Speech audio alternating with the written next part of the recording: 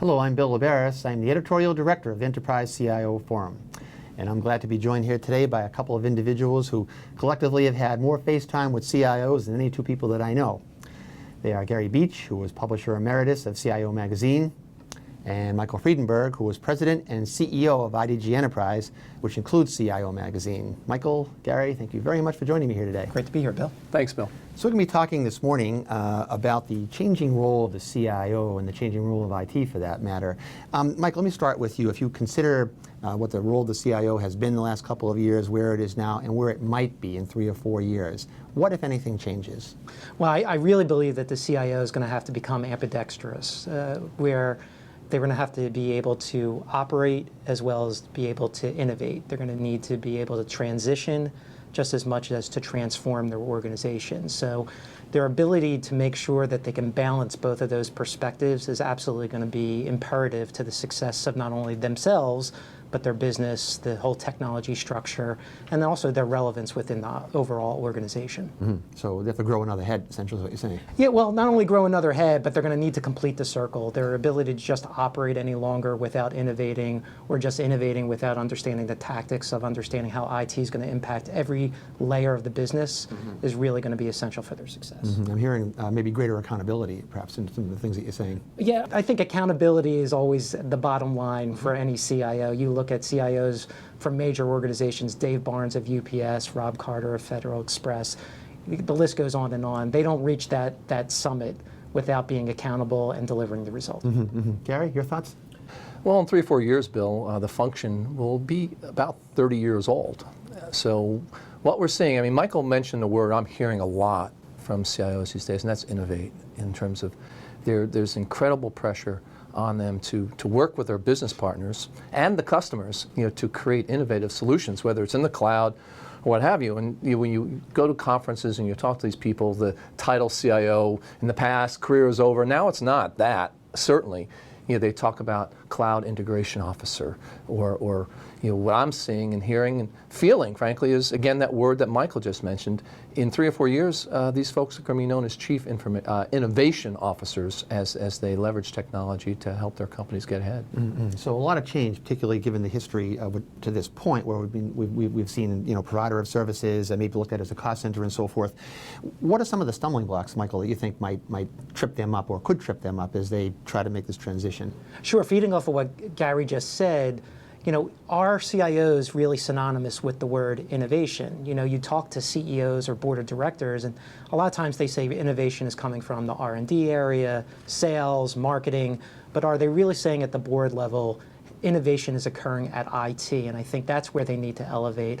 I also think when you take a little bit out of Jim Collins' Good to Great, when you look at good CIOs trying to become great CIOs, their ability to execute is absolutely essential. So Anna Ewing of NASDAQ, she always says, you're only going to be as good as you are at executing on project number 1. And that builds a level of trust within the organization that allows you to then scale up and do more across the organization at higher levels.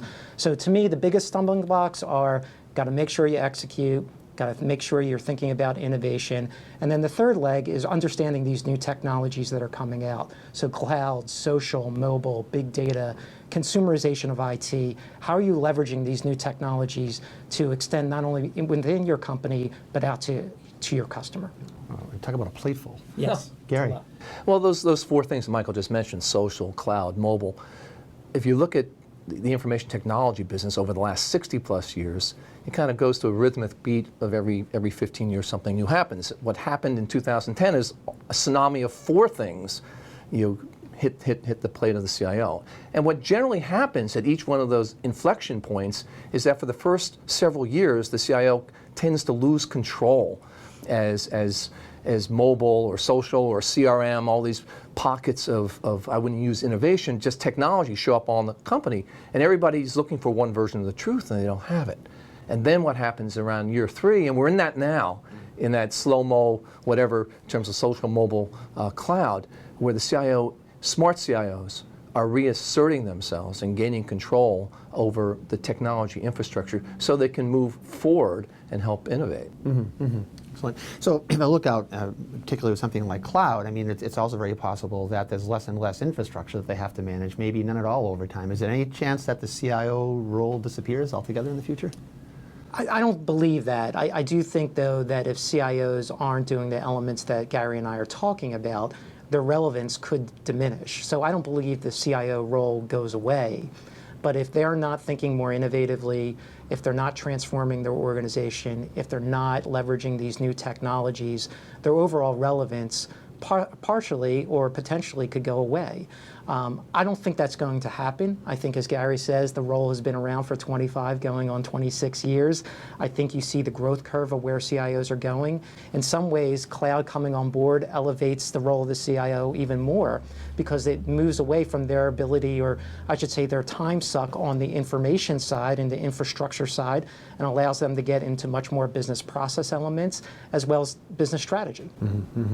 Well, to Michael's point on business strategy, the State of the CIO study here in 2012 clearly maps out over the next several years a strong movement to these men and women considering themselves to be business strategists. And you mentioned the cloud. If anything, the cloud is going to re-emphasize the importance of the Chief Information Officer, because there's not going to be a black or white version where everything's going up into the cloud or nothing's going into the cloud. It's going to be a hybrid. And that just adds more complexity. And no matter what research firm will say by 2016, another C function will have a larger budget than the CIO, these men and women who are responsible for that are going to be around, because unlike electricity, information is not a commodity. I like what you both say too about the opportunity is going to be there between cloud and maybe the increasing levels of automation that we're seeing from some of the survey makers to be able to free them from all this operational stuff that bogs them and their staffs down, and free them up to at least have the opportunity to be strategists, and let's see what they can do. Without a doubt. Without a doubt.